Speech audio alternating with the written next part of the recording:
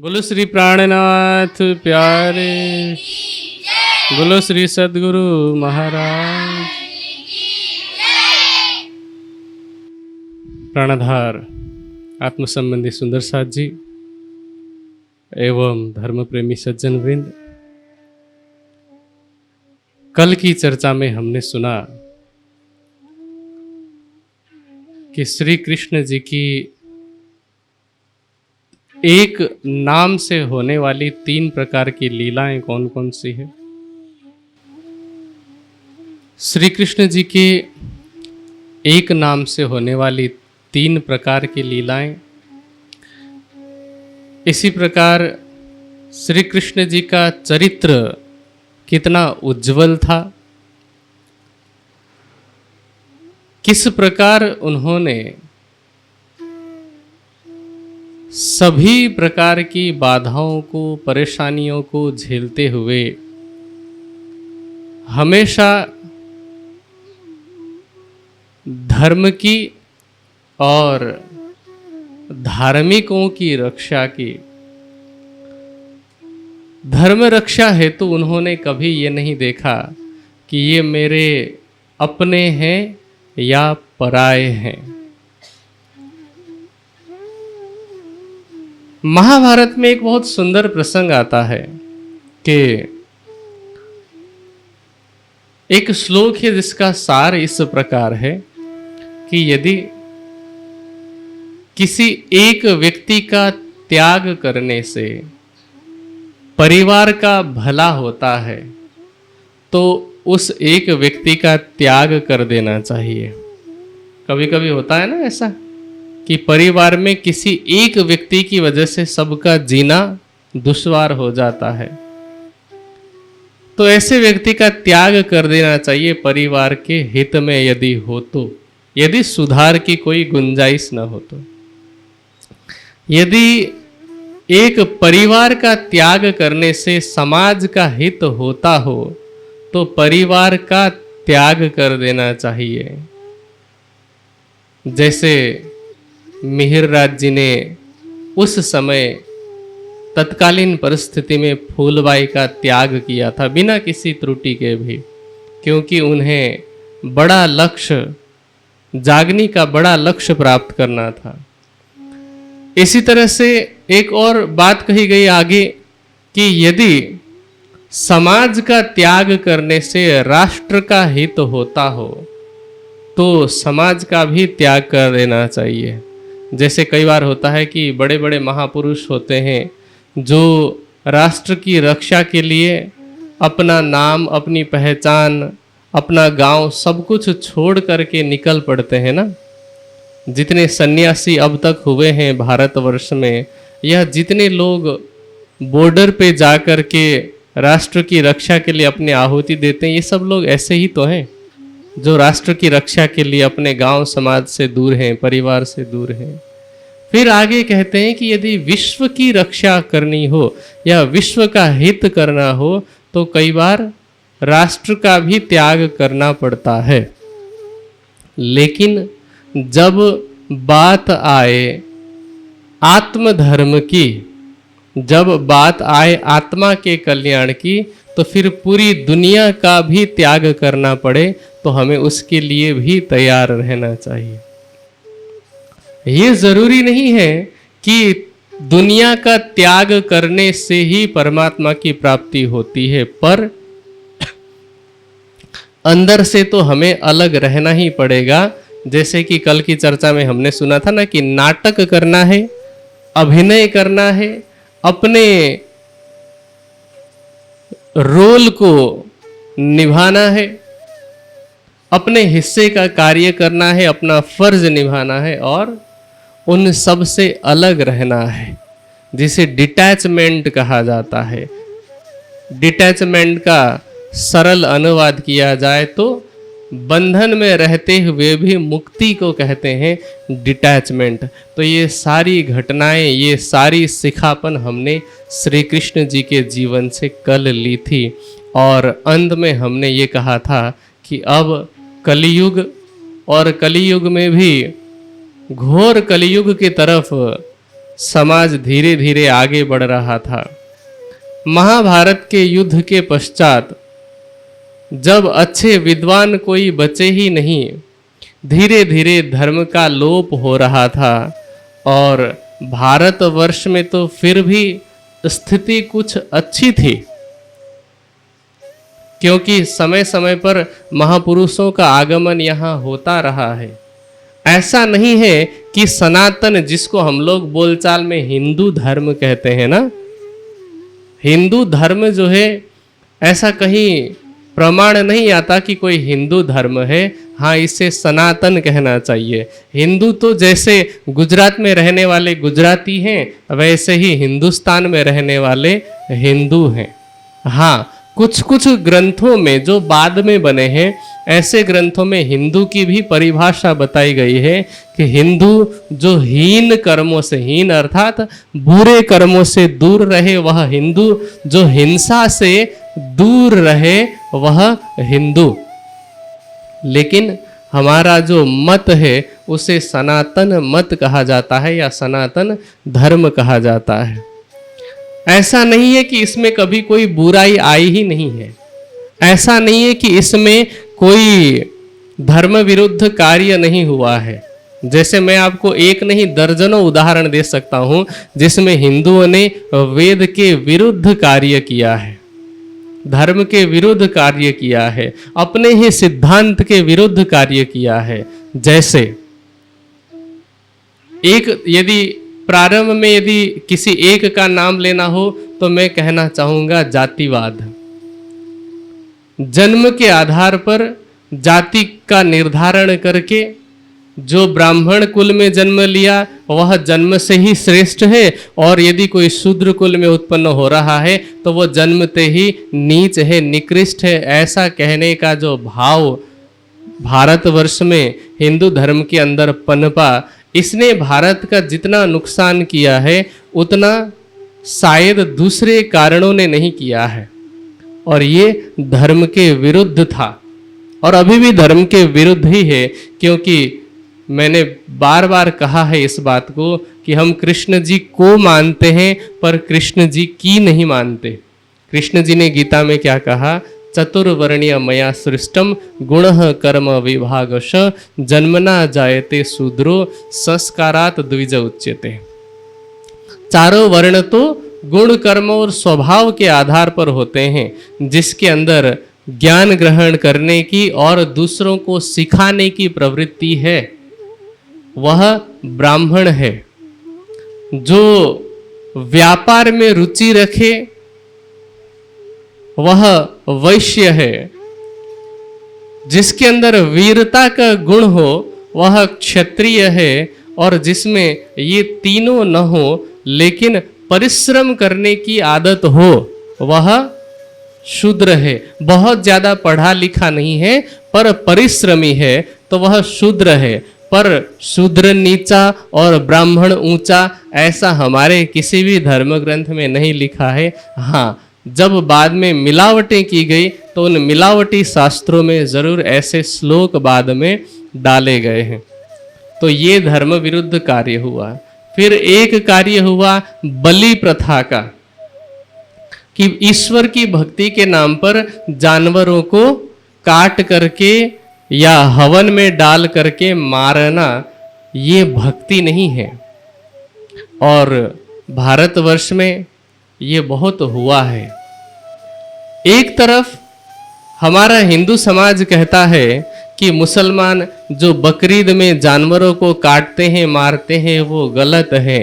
ये बिल्कुल सही है कि उन्होंने गलती की है, ये धर्म विरुद्ध है।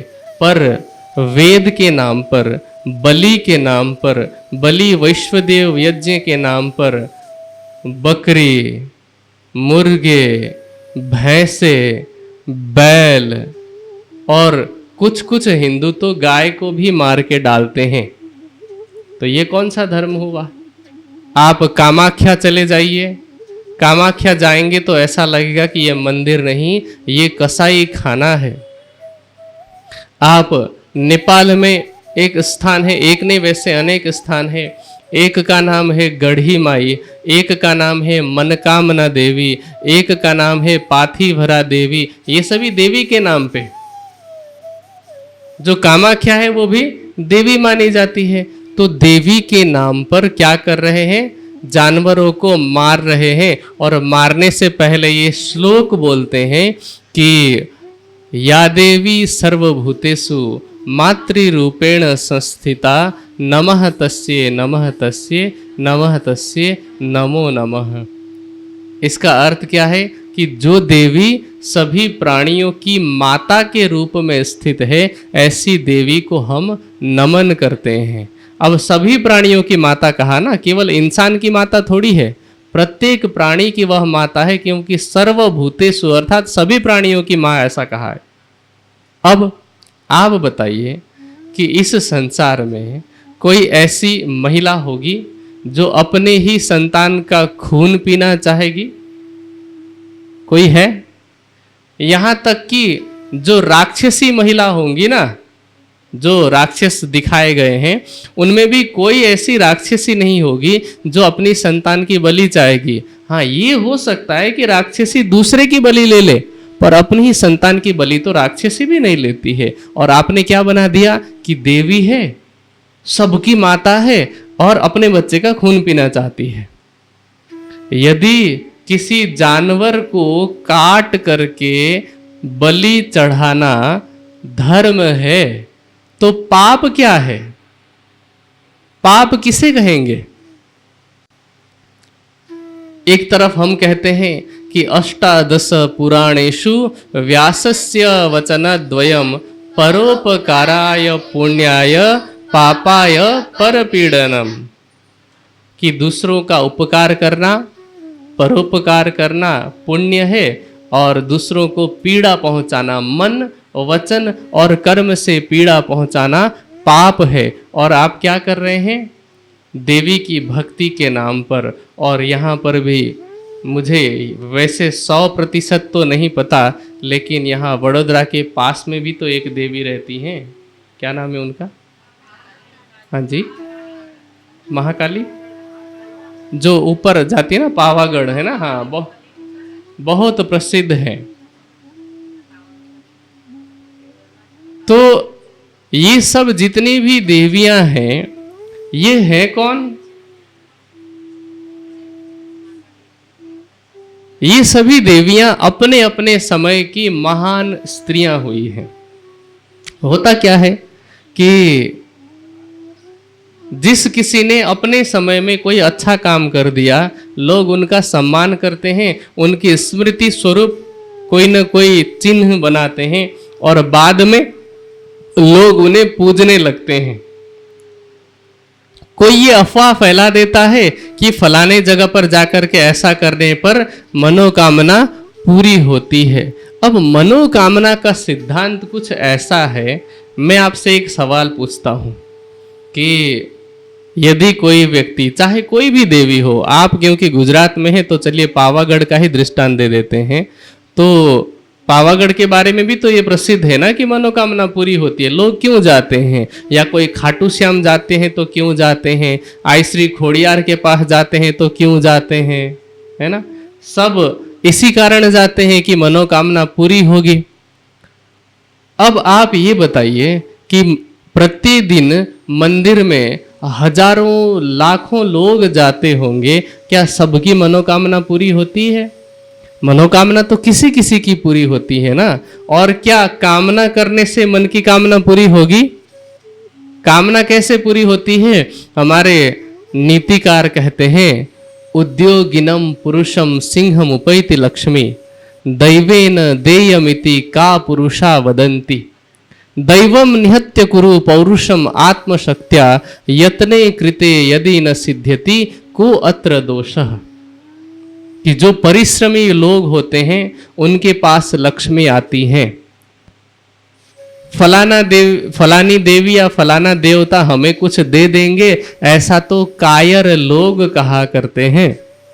इसलिए भाग्य को छोड़ करके मनोकामना पूरा करने वाले देवी देवताओं का आसरा छोड़ करके आप क्या कीजिए, पौरुषम आत्मशक्ति संपूर्ण आत्मबल से परिश्रम कीजिए, और उसके बाद भी यदि फल प्राप्त नहीं हो रहा है इच्छा अनुरूप, तो ये ढूंढिए कि मेरे तरीके में कोई कमी थी। वहां आप देवता को, देवी को दोष मत दीजिए। वो सभी देवी देवता भी अपने अपने समय पर परिश्रम करके ही दिव्य गुण वाले बने हैं, किसी के भरोसे नहीं बने। यहाँ भारतवर्ष में मैं देखता हूं कि 1.5 अरब की जनसंख्या है, जिसमें से 1.25 अरब के आसपास हिंदू होंगे, या चलो 1 अरब से तो ऊपर ही हिंदू हैं। सभी लोग मनोकामना मांगते रहते हैं, और मनोकामना मांगने के लिए हमने इतने सारे देवी देवता रखे हैं, और फिर भी हमारी जीडीपी में देखता हूं वही है, टस की मस नहीं हो रही है। पर कैपिटा इनकम देखता हूं मैं, पर कैपिटा इनकम मतलब प्रति व्यक्ति आय देखता हूं मैं, पीछे ही गिरता जा रहा है। और जिन देशों में कोई मन्नत का सिस्टम नहीं है, उन देशों की अवस्था हमसे कहीं अधिक खुशहाल है। इसका कारण क्या है? वो परिश्रम करते हैं, परिश्रम पर विश्वास रखते हैं। इसका तात्पर्य ये नहीं है कि परमात्मा का अस्तित्व ही नहीं है, पर परमात्मा का अस्तित्व आपकी लोक मनोकामना को पूरी करने के लिए नहीं है। ऐसा होगा तो लोग परिश्रम करना ही छोड़ देंगे। परमात्मा ने आपको बनाया और कर्म फल का विधान बनाया। अब आप जैसा कर्म करेंगे वैसा फल आपको मिलेगा। तो उसका काम है सिस्टम बनाना। आप सिस्टम पे चले नहीं और क्या कहें कि हे परमात्मा मुझे ये दे देना, वो दे देना, तो ऐसा नहीं होता। और आप मांगते भी किन से हैं? जो खुद लौकिक रूप से भिक्षु जैसे हैं। शिव जी के पास जा करके जो दिगंबर की तरह हैं, केवल व्याघ्र चर्म पहनते हैं, उनके पास जा करके आप ऑडी मांगते हैं, है ना। मनसा देवी जो है वो एक साध्वी रही हैं, जरूरतकारो नाम की ऋषि की वो पत्नी रही हैं। उनके पास कोई भौतिक संसाधन नहीं थे, आप उनके पास जाकर के भौतिक सुख सुविधाएं मांगते हैं। आपको मांगना है तो क्या मांगे? आप जिस किसी की भी पूजा करते हैं ऐसे लोगों के पास जाकर के आप उनसे भक्ति मांगिए। कैसे मांगिए? मैं आपको एक घटना सुनाता हूँ। स्वामी विवेकानंद सरस्वती जी, उनकी घर की परिस्थिति बहुत खराब हो गई थी। तो किसी ने कहा कि स्वामी रामकृष्ण परमहंस जी तो देवी को देखते रहते हैं, दर्शन करते रहते हैं, आप उनसे कह दो कि घर की स्थिति ठीक कर दें। तो विवेकानंद जी अब कुछ दिन तक तो नहीं कहते हैं। फिर एक दिन बहुत परेशान दुखी होकर के गुरुजी से कहते हैं कि गुरुजी मेरी परिस्थिति ऐसी और घर वाले मुझे बार बार ऐसा कहते हैं, तो आप माता से कह दीजिए ना कि मैं ये नहीं कहता कि सुविधा चाहिए, लेकिन रूखी सूखी रोटी का तो प्रबंध हो जाए। तो परमहंस जी कहते हैं कि मैं क्यों कहूं बीच में, तू खुद ही कह दे। विवेकानंद जी कहते हैं अच्छा ठीक है।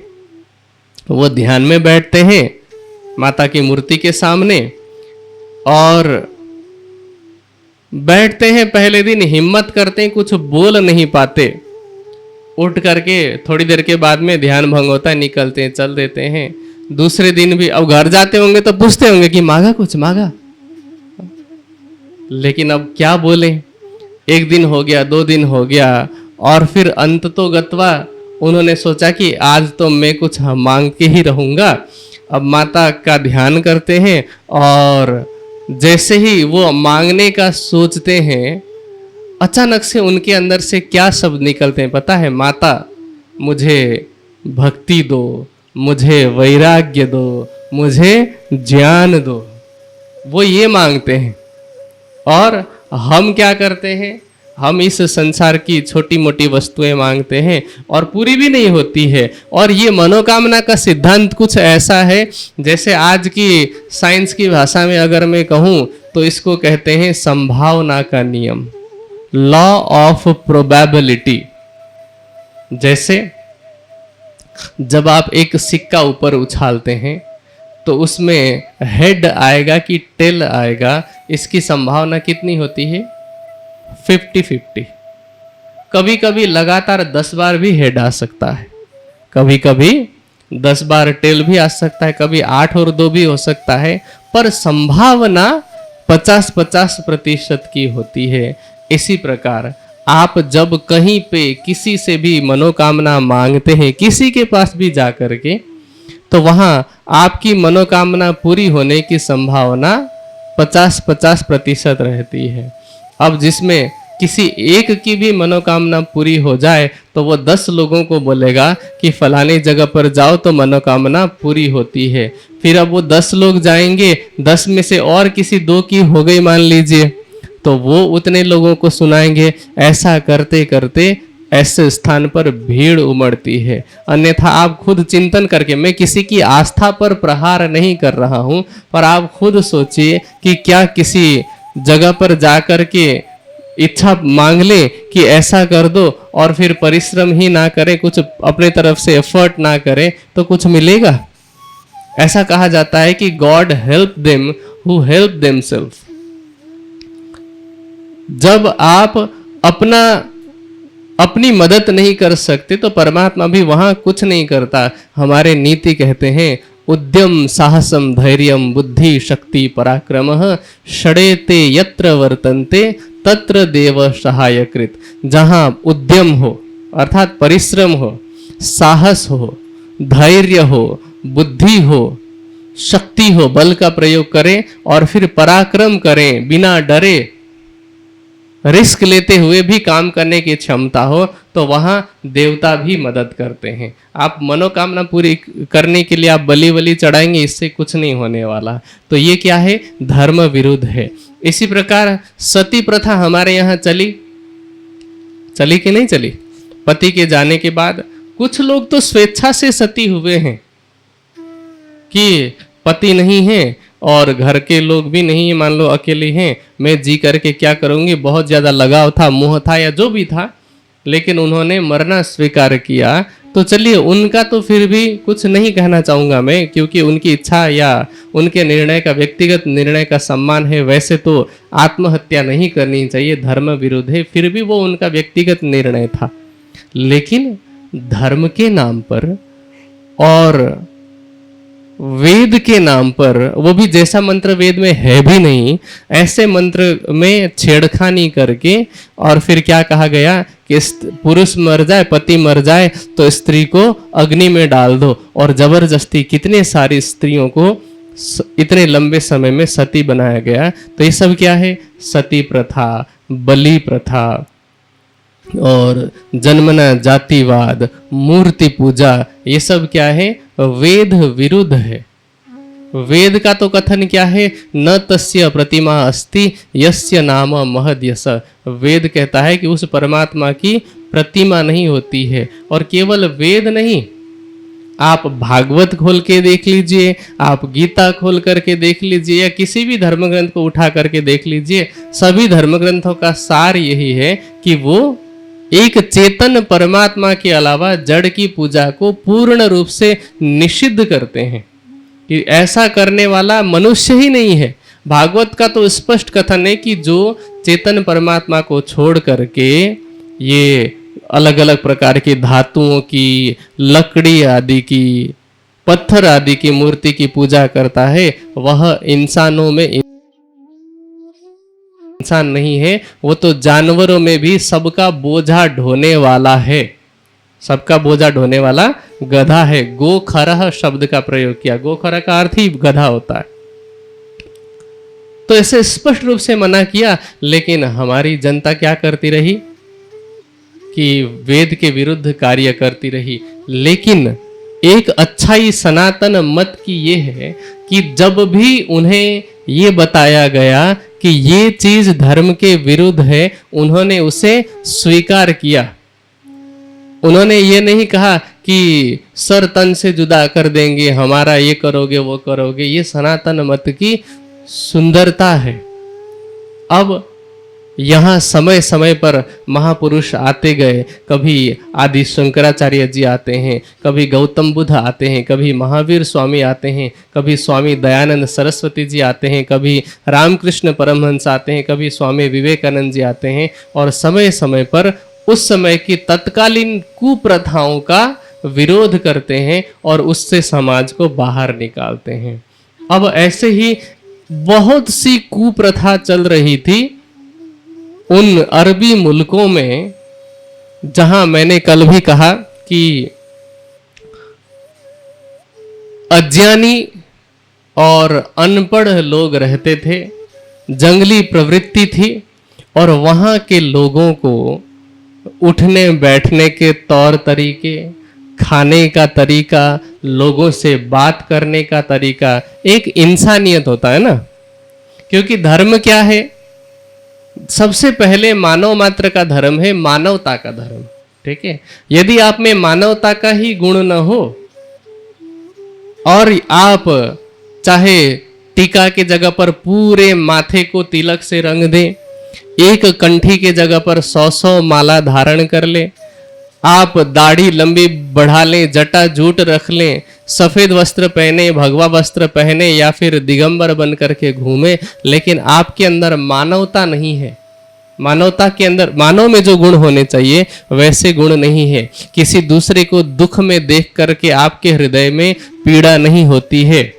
किसी को गिरता हुआ देख करके आप हंसते हैं, या फिर आजकल तो क्या होता है, वीडियो बनाया जाता है। मैं बहुत सारे ऐसे केसेस देखता हूं जहां पर लोग परेशान हैं, जहां एक्सीडेंट होकर के लोग तड़प रहे हैं, कोई पानी में डूब रहा है, कोई कहीं पर गिर रहा है, और लोग वीडियो बना रहे हैं। पहले था नेकी कर दरिया में डाल, आजकल हो गया है कुछ भी कर फेसबुक पे डाल। तो मानवता का गुण मनुष्य में सबसे पहला होना आवश्यक है। और हम भारतीयों ने हमेशा मानवता को पहली प्राथमिकता दी है। जितने महापुरुष आए हैं उन्होंने कभी भी सांप्रदायिक कट्टरता हमें नहीं सिखाई। मैं आपको एक बहुत सुंदर दृष्टांत देना चाहता हूँ। एक बार स्वामी रामानुजाचार्य का नाम आपने सुना होगा। रामानुजाचार्य वैष्णव मत के बहुत बड़े आचार्य हैं, जिनका जन्म दक्षिण भारत में हुआ था। अब वैष्णव मत में बहुत कट्टरता होती है कि ये नियम है तो इसका पालन करना ही करना है, लेकिन जहां बात मानवता की आती है वहां फ्लेक्सिबल भी होना चाहिए, लेकिन कई बार नहीं होते। लेकिन रामानुजाचार्य ने वो करके दिखाया। क्या हुआ कि रामानुज अभी आचार्य नहीं बने थे, वो विद्यार्थी ही थे। तो उनके जो गुरु थे उन्होंने रामानुज जी को एक मंत्र दिया, ओम नमो भगवते वासुदेवाय का। अभी के लिए यही समझते हैं। और क्या कहा कि ये मंत्र कैसा है? मुक्ति देने वाला। ये मंत्र तुम्हें वैकुंठ की प्राप्ति कराएगा, पर किसी और को मत देना। किसी और को तुम अगर बताओगे ना, तुम नरक चले जाओगे। ऐसा समझा करके गुरुजी तो कहीं चले गए। अब जो दूसरे शिष्य थे रामानुज जी के, जो दूसरे सहपाठी मित्र थे, वो थोड़ा चिढ़ते थे कि गुरुजी हमेशा रामानुज की प्रशंसा करते हैं और हम भी तो इतना मेहनत करते हैं, हम भी इतनी सेवा करते हैं, लेकिन गुरुजी हमारा तो नाम ही नहीं लेते। लेकिन गुण भी तो होना चाहिए, केवल परिश्रम से नहीं होता है, अंदर का हृदय। अब रामानुज जी ने क्या किया बताया?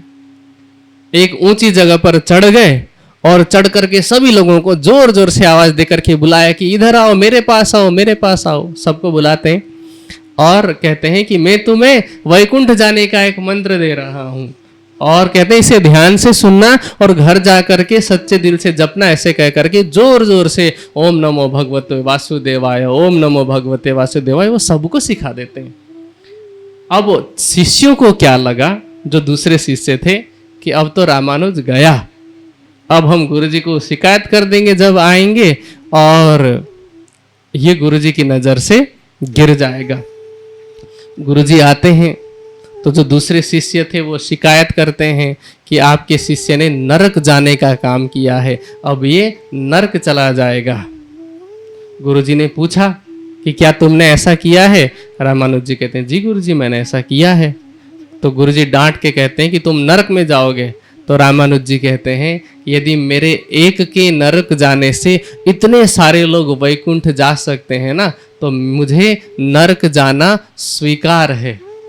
हमारे यहाँ तो ऐसे ऐसे लोग हुए जो कहते हैं कि न तू कामये अहम राज्यम, न स्वर्गम न अपनुर्भवम, कामये दुख तप्तानाम प्राणी ना मरते ना सनम, मुझे स्वर्ग भी नहीं चाहिए, मुझे वैकुंठ भी नहीं चाहिए, मुझे मुक्ति भी नहीं चाहिए। मैं केवल इतना चाहता हूं कि जो लोग दुख से पीड़ा से तड़प रहे हैं उनके दुखों का नाश हो। और हम क्या कहते हैं कि नहीं, हम तो हिंदू हैं, हम तो मुसलमान हैं, हम ईसाई हैं, हम बौद्धिस्ट हैं, हम जैन हैं, हम सिख हैं, ऐसा ही कहते हुए हम आपस में लड़ रहे हैं। सबसे पहला धर्म कौन सा है?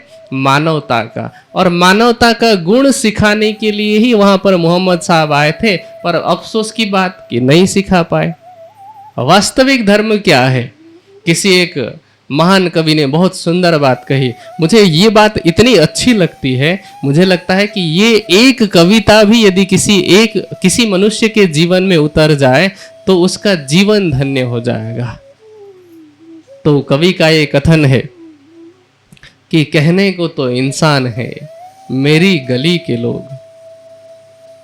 पर दिल के बड़े बेईमान हैं मेरी गली के लोग। गीता पे चल रहे न कुरान पे चल रहे। जो हिंदू है वो क्या गीता पे चल रहा है? और जो मुसलमान है वो कुरान पे चल रहा है? कुछ साल पहले की घटना है, न्यूज़पेपर पे ये बात छपी थी कि कुछ आतंकवादियों ने, मुस्लिम आतंकवादियों ने लोगों को रोका और वो धर्म पूछ पूछ करके, जैसे अभी हुआ था ना हमला, कहाँ पे हुआ था? पहलगांव में, वैसे ही धर्म पूछ पूछ करके गोली मार रहे थे। और अब एक गाड़ी रोकी, विदेशी लोग थे, उनकी गाड़ी रोकी, शीशा उतरवाया और कहा कि कुरान की कोई आयत बताओ तो जाने देंगे। अब हाथ में बंदूक है। तो अब पति पत्नी थे, तो जो पति था उसने कुछ कुछ बोल दिया, जो उसको लगा बोल दिया। तो उसने कहा, जो आतंकवादी था उसने कहा जाओ। तो उस लड़की ने कहा कि ये तो कुरान की आयत ही नहीं थी, ये तो तुमने बाइबल से कुछ बोल दिया था। तो वो आदमी कहता है कि यदि किसी ने सच में कुरान पढ़ा हो सच्चे दिल से तो वो आतंकवादी बनेगा ही नहीं। आज मैं एक बात पढ़ रहा था, मुझे थोड़ी सी हंसी भी आई लेकिन सही बात थी।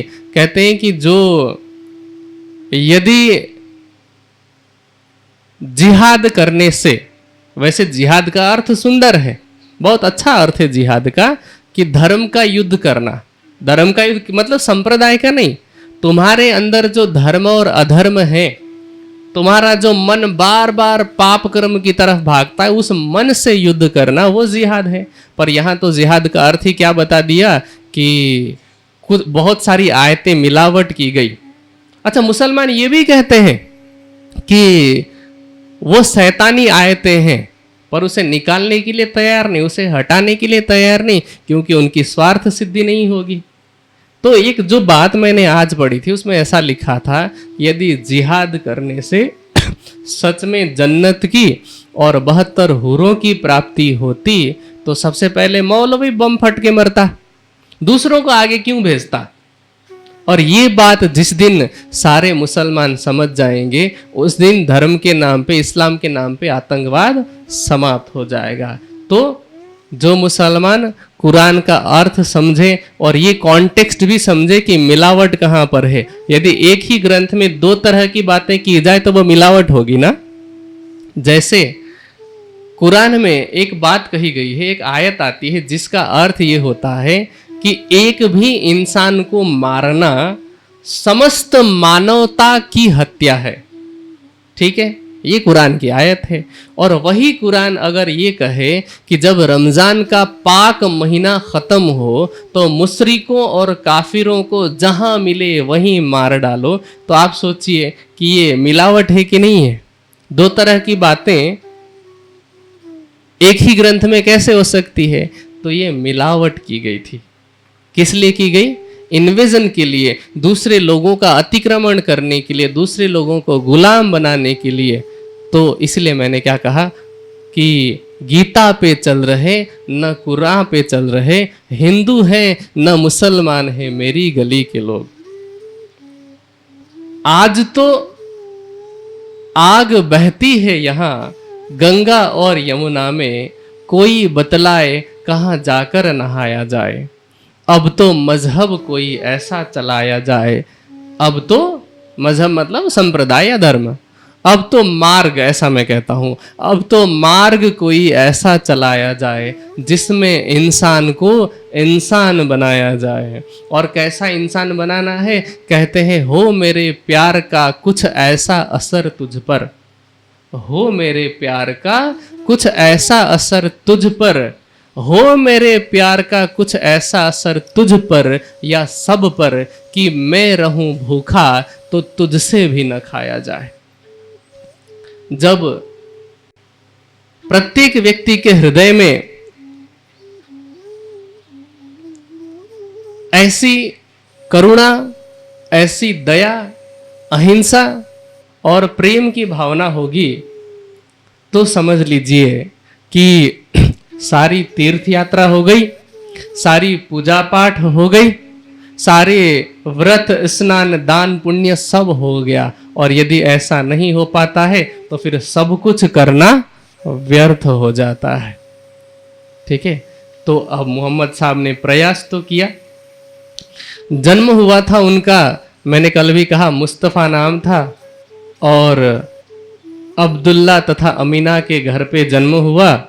40 वर्ष की उम्र के बाद से कहते हैं कि उन्हें अंतः प्रेरणा हुई और उन्होंने ये बताना शुरू किया कि ईश्वर एक है, परमात्मा एक है। अब मैं आपको एक बात की गारंटी देता हूं, आपको गौरव होगा ये सुन करके, गर्व होना भी चाहिए कि समस्त संसार में, हिंदू धर्म के अतिरिक्त समस्त संसार में जितने भी धर्म ग्रंथ हैं उनमें यदि कोई भी अच्छी बात मिलती है, कोई भी अच्छी बात, वो सारी की सारी अच्छी बात पहले से ही हिंदू धर्म में है ना।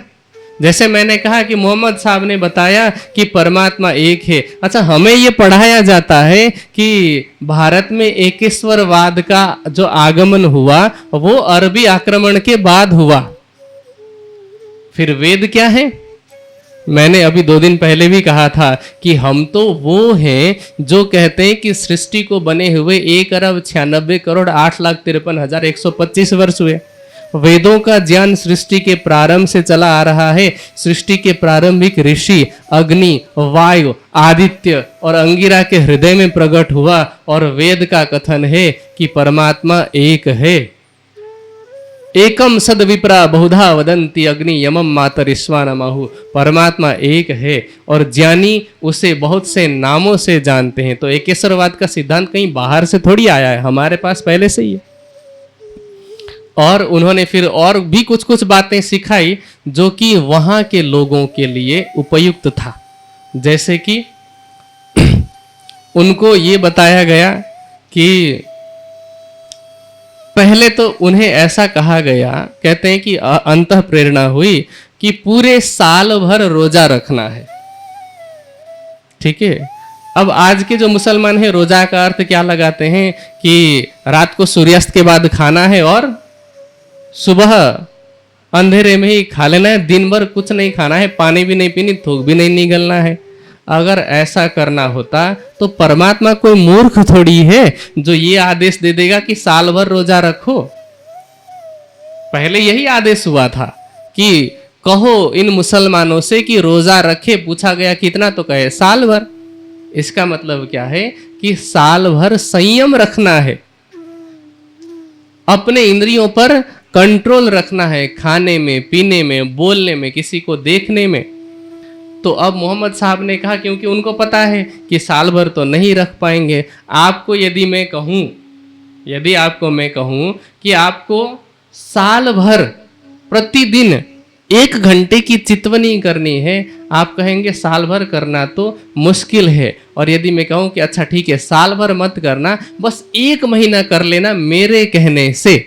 और साइकोलॉजिकली क्या होता है, आप कोई भी अच्छी आदत अपनाना शुरू करते हैं तो 21 दिन के अंदर वो चीज आदत बन जाती है और 40 दिन के अंदर वो मसल मेमोरी बन जाती है।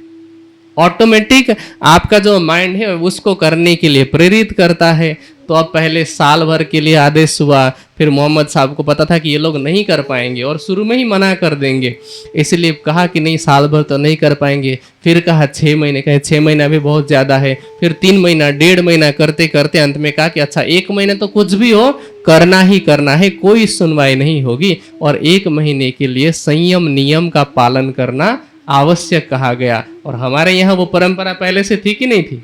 सावन के महीने में 1 महीने का संयम नियम करते हैं कि नहीं करते? मांस नहीं खाना है ना, अंडा तक भी नहीं खाते। क्या कहते हैं कि ये पवित्र महीना है। अच्छा, हमारे हिंदुओं को ये पता तो है कि ये पवित्र महीना है और इसीलिए मांस इत्यादि नहीं खाने। इसका मतलब इतना तो पता रहता है ना कि वो अपवित्र है, तभी तो पवित्र समय में नहीं खाना है ना। इतना तो पता हुआ ना कि अपवित्र है, फिर बाद में क्यों खाते हैं, किस लिए खाते हैं? खैर, इसका प्रसंग आगे आएगा, मांसाहार के विषय में मैं आगे बताऊंगा राज्य की कृपा से। लेकिन अभी जो प्रसंग चल रहा था तो ये था कि संयम नियम बरतने की बात थी। फिर प्रार्थना की बात आई कि दिन में 5 बार प्रार्थना करनी है। अब किसी को सीधे ही ध्यान के बारे में बताए तो नहीं कर पाएगा, क्योंकि वो तो धर्म के हिसाब से बच्चे थे ना। हमारे यहाँ पतंजलि मुनि ने हजारों वर्ष पहले यम, नियम, आसन, प्राणायाम, प्रत्याहार, धारणा, ध्यान, समाधि ऐसा मार्ग बताया। वो तो सब, उनको तो कुछ आता पता ही नहीं है। इसलिए उन्होंने कहा कि अच्छा ठीक है, पहले प्रार्थना से ही प्रारंभ करें। क्योंकि हमारे यहाँ भी एक बात कही जाती है कि 12 साल तक निरंतर यदि आप सच्चे दिल से कर्मकांड करते हैं तो 12 साल के बाद वो उपासना में बदल जाता है, फिर वो कर्मकांड नहीं रहता, वो भाव धीरे धीरे जागृत होता है, ऐसा कहा जाता है। तो यही सोच करके नियम बनाया होगा कि दिन में 5 बार जो है वो प्रार्थना करने के लिए इकट्ठा करना है, क्योंकि इसी बहाने लोग उस परमात्मा को याद करेंगे। अब जब दिन में 5-5 बार याद करेंगे तो ये दिल में तो यह एहसास बना रहेगा ना कि परमात्मा जो है वो कोई है ऐसा, इसलिए हमें पाप नहीं करना है। और उनके लिए भी 10 नियम बनाए गए। हमने धर्म के 10 लक्षण सुने थे ना। मुसलमानों में भी 10 धर्मादेश है जो मूसा पैगंबर के समय से चला आ रहा है। तो सोचिए कि 10 धर्म के लक्षणों की परंपरा कहाँ से गई? इधर से ही गई, थोड़ा सा मॉडिफाई कर दिया, ठीक है, नाम अलग अलग रख लिए, वरना गए तो सब इधर से ही हैं। फिर एक और नियम बनाया गया, रोजा का तो मैंने बता दिया, ठीक है, प्रार्थना का भी बताया। एक नियम उनको बताया गया कि ज़कात अर्थात दान देना है। दान क्यों देना है? दान देने की परंपरा हमारे यहाँ है कि नहीं है? दान को धन की उत्तम गति बताई जाती है ना। लेकिन दान क्यों देनी है, किसको देनी है? मुझे नहीं देना है दान। दान क्यों चाहिए पता है? कई बार लोगों के मन में प्रश्न आता है, जो नए नए लोग हैं ना, उनके मन में आता है कि मेहनत हम कर रहे हैं, है ना, परिश्रम हम कर रहे हैं, तो दान हम क्यों दें? सबसे पहली बात, मंदिर के लिए भी दान नहीं चाहिए। मेरी बात ध्यान रखना, मंदिर के लिए दान की आवश्यकता नहीं है, ठीक है। मंदिर का दान परमात्मा के पास थोड़ी जाता है। परमात्मा को पैसा चाहिए आपका? आप तो उससे मांगते हैं, ठीक है। तो परमात्मा को पैसा नहीं चाहिए। मंदिर में अगर दान जा रहा है तो उसके 2 कारण हैं, या तो पुजारी को जरूरत है या फिर मंदिर की व्यवस्थापन के लिए। तो मैं मंदिर में दान देने से मना नहीं कर रहा हूं, मैं क्या कह रहा हूं, दान सोच के करना कि कहाँ जा रहा है, ठीक है। तो दान की आवश्यकता, पहला जो सवाल था कि मेहनत मेरी तो मैं समाज को क्यों दान दूं, तो इसीलिए दान देना है समाज को, क्योंकि आप जंगल में जाकर के नहीं कमा सकते। आप एक कोई ऐसा बिजनेस बताइए या एक कोई ऐसा प्रोफेशन बताइए जिसमें आप समाज से अलग होकर के 1 रुपया कमा सकते हो। नहीं कमा सकते ना, समाज में रह करके ही कमाना पड़ता है। इसका मतलब आपकी कमाई में समाज का योगदान है। तो जो आपने कमाया है उसमें से कुछ हिस्सा अब समाज को वापस देना है। तो प्रश्न ये था कि किसे दान दे और क्यों दे? तो दान देना है समाज की जो अति पिछड़ी पीढ़ी है, जो शिक्षा के अधिकार से किसी कारण से वंचित है, स्वास्थ्य के जो बेसिक नीड्स होते हैं ना, आधारभूत आवश्यकताएं, शिक्षा हो गया, स्वास्थ्य हो गया, और उससे पहले भोजन हो गया, वस्त्र हो गया, और किसी के पास घर नहीं है रहने के लिए, तो ऐसे व्यक्ति का सहयोग करने के लिए हमें दान देना चाहिए। और हमारे यहाँ उल्टा होता है, मंदिर में सोना चढ़ाएगा हिंदू, लेकिन यदि कॉलेज के लिए, स्कूल के लिए, गुरुकुल के लिए, अस्पताल के लिए मांगने के लिए आए तो फिर वहाँ पर 51 रुपए की रसीद काटेगा, जबकि आवश्यकता भगवान को थोड़ी है। आज देखिए भारत में जितने बड़े बड़े मंदिर हैं, चाहे वो तिरुपति का मंदिर हो, शबरीमाला का मंदिर हो, है ना, दक्षिण भारत में तो बहुत सारे, पद्मनाभ स्वामी का मंदिर हो, ऐसे जो भारत के टॉप 10 मंदिरों में मिला करके उतना धन इकट्ठा होता है जितना कि शायद अंबानी जी भी पूरी मेहनत करके, पूरी टीम बना के नहीं कमा पाते होंगे, जितना बिना मेहनत के इन मंदिरों में चढ़ावा आता है। और फिर वो चढ़ावा कहाँ जाता है? वो चढ़ावा हिंदुओं को थोड़ी मिलता है। भारत का कानून वो इजाजत ही नहीं देता। भारत के कानून में ईसाइयों को अपना शिक्षा का केंद्र खोलने की इजाजत है, मुसलमानों को मदरसा खोलने की भी इजाजत है, लेकिन मंदिर के पैसे से गुरुकुल नहीं बना सकते आप। तो फिर आप मंदिर में दान ही क्यों दें? आप सीधे गुरुकुलों को दान दें, क्योंकि गुरुकुल शिक्षा के केंद्र हैं। और आप किसको दान दें? सबसे पहले तो ये देखें, मैं क्या कहता हूँ कि मंदिर में जाकर के आप 1 लाख की रसीद कटाते हैं, या कैश देते हैं, या ब्लैक का वाइट करते हैं, कुछ भी करते हैं, होता है मंदिरों में, कई मंदिरों में होता है ऐसा। और उससे श्रेष्ठ मैं उसे मानता हूं कि पहले आप ये देखें कि आपको, आपके पड़ोस में कोई भूखा तो नहीं सो रहा। आपका पड़ोसी तो भूखा सो रहा है, आपको उससे कोई मतलब नहीं है, और मंदिर में जाकर के आप लाखों रुपए देते हैं, उससे मैं कहता हूं 1% भी आपको पुण्य नहीं मिलेगा।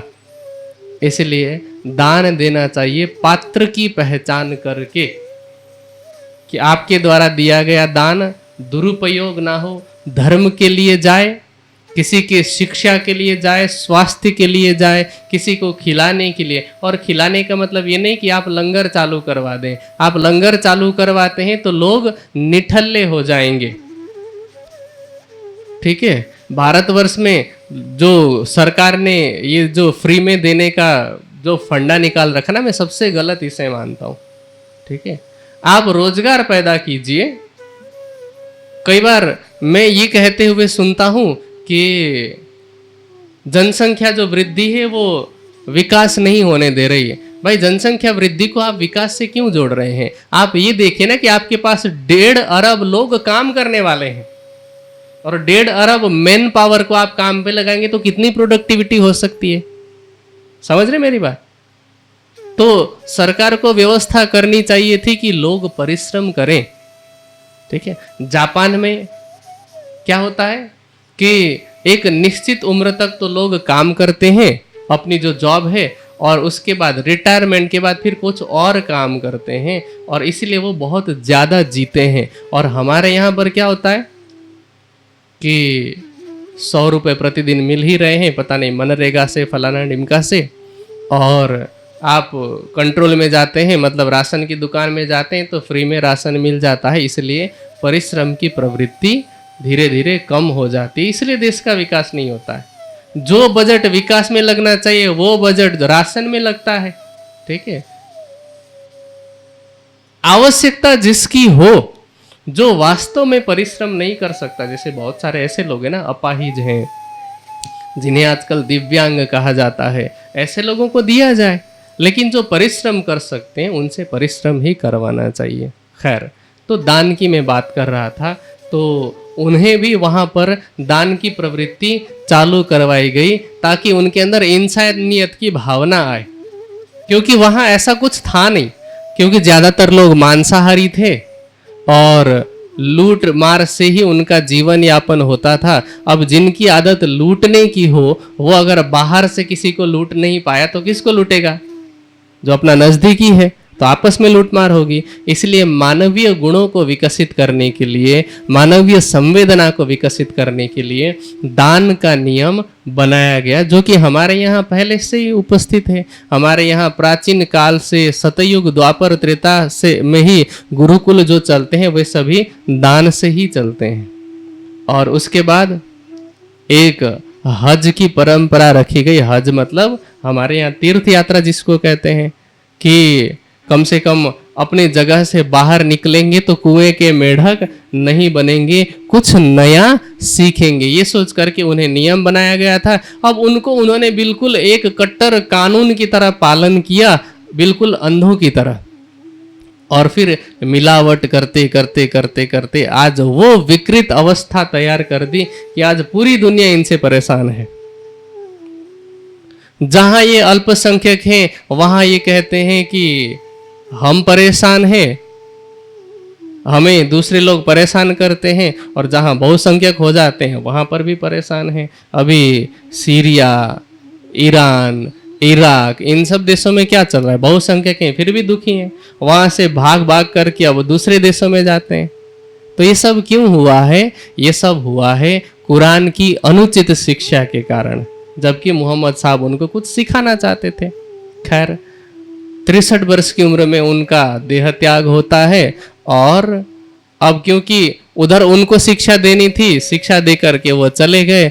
इधर भारतवर्ष में विभिन्न संप्रदाय आते गए जाते गए। और ये सारी बातें मैं क्यों बता रहा हूं? क्योंकि कल हमने क्या सुना था कि अब जो ब्रह्म सृष्टियां आएंगी तो इतनी जगह पर बट करके आएंगी, अलग अलग जाति, अलग अलग शरीर, अलग अलग वर्ग, अलग अलग वर्ण, अलग अलग संप्रदाय, स्त्री पुरुष इत्यादि सब में बट बट करके फिर प्रांत बटेंगे, राज्य बटेंगे, भाषाएं बटेंगी। तो इस तरह से विभिन्न स्थानों में वो विविधताओं के लिए अब ये सभी संप्रदायों का निर्माण होता गया। और अब विक्रम संवत 1638 में, आज चल रहा है विक्रम संवत 2082, तो विक्रम संवत 1638 में एक बालक का जन्म होता है। उस बालक का नाम बाद में रखा जाता है देवचंद्र। पर उनके जन्म की भूमिका बताते हुए श्री लालदास जी ने यहाँ पर भागवत के 2 श्लोक बताए, जो कि भागवत के 12वें स्कंद के 2 अध्याय के हैं। उसमें क्या कहा कि देवापि शंतनोर भ्राता मरुच इक्ष्वाकु वंशज कलाप ग्राम आसाते महायोग बलान्वितौ तावी हैत्य कलेरंते वासुदेवानुशिक्षितौ वर्णाश्रमयुतम धर्म पूर्ववत प्रथयिष्यतः। इसका भाव क्या है कि 2 जीव हुए, एक का नाम है देवापि जो कि शांतनु के भाई हैं। शांतनु कौन है ये तो पता है ना, महाभारत में प्रसंग आता है, भीष्म पितामह के पिताश्री। और देवापि कौन है? शांतनु के भाई, मतलब भीष्म पितामह के ताऊजी। ठीक है, तो वो हुए देवापि। देवापि को उस समय के नियम के हिसाब से राजा बनना था, पर उनमें कुछ कमी थी, कुछ रोग था, लोग बोलचाल में कोढ़ कहते हैं। तो उन्हें रोग था और रोग के कारण उन्हें राजा नहीं बनाया गया और उनके स्थान पर शांतनु राजा बने। अब उन्हें थोड़ा दुख भी हुआ, फिर सोचे कि इन सब में कुछ रखा नहीं है, और तप करने के लिए, भक्ति के लिए, साधना के लिए वो चले जाते हैं हिमालय और जाते हैं कलाप ग्राम। ये कलाप ग्राम जिसे हिमालय के योगियों का, सिद्ध योगियों का स्थान बताया जाता है। कुछ लोग इसे ज्ञानगंज कहते हैं। क्या कहते हैं? ज्ञानगंज। ठीक है, और ऐसा कहा जाता है कि उस स्थान पर आज भी 7 ऋषि, सप्तर्षि तप कर रहे हैं। और जितने भी सिद्ध लोग हैं, आपने एक नाम सुना होगा महाअवतार बाबा का। महाअवतार बाबा जैसे बहुत से सिद्ध तपस्वी जो कई तो हजार हजार वर्ष से भी उस स्थान पर तप कर रहे हैं, वो जगह इन आंखों से दिखाई नहीं पड़ती, क्योंकि योग बल से ऐसा स्थान उन्होंने चुना है कि जहां पर कोई भी आदमी न जा सके। और वहां ये सब लोग तपस्यारत हैं और उस स्थान में लोगों की तप का प्रभाव ऐसा है। एक पुस्तक है जिनमें लाहिड़ी महाशय के बारे में वर्णन किया गया है। योगी हुए बहुत बड़े भारत में, उनका नाम है श्यामाचरण लाहिड़ी। तो उनके बारे में कहा गया है कि उनके जो गुरु थे वो अपने योग बल से उस स्थान पर लेके गए थे। तो वहां उन्होंने क्या देखा कि ऐसे योगी थे जो साधना में, समाधि में लीन थे, ध्यान में लीन थे, और उनकी आंखों की जो पलकें थी वो इतनी लंबी थी कि बात करने के लिए उन्हें ऐसे हाथों से पलकों को हटाना पड़ता था और देख करके फिर बात करते थे। तो सोचे कि उनकी आयु कितनी होगी। लेकिन प्रकृति की सर्दी, गर्मी, वर्षा, भूख, प्यास, इनका असर उन पे नहीं होता। और ये तो आप लोगों को लगता होगा कि ये तो फिर देवता भगवान वाली बात हो गई, ऐसा कुछ भी नहीं है। योग दर्शन में पतंजलि मुनि ने बहुत सरल सरल तरीके बताए इन सिद्धियों को प्राप्त करने के लिए। कहते हैं कंठ कूपे क्षुत पिपासा।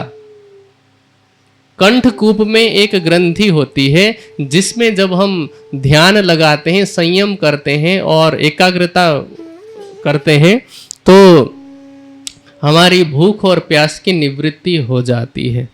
तो ऐसे ही उन्होंने सिद्धि प्राप्त कर रखी है और वहाँ पर वो तप करते रहते हैं। तो उन्हीं तपस्वियों के बीच में जाकर के देवापी जी ने तप किया। और दूसरा, इक्ष्वाकु वंश के राजा मरु हुए, उन्होंने भी वहां जाकर के तप किया था। इसी इक्ष्वाकु वंश में बाद में मर्यादा पुरुषोत्तम राम भी हुए थे।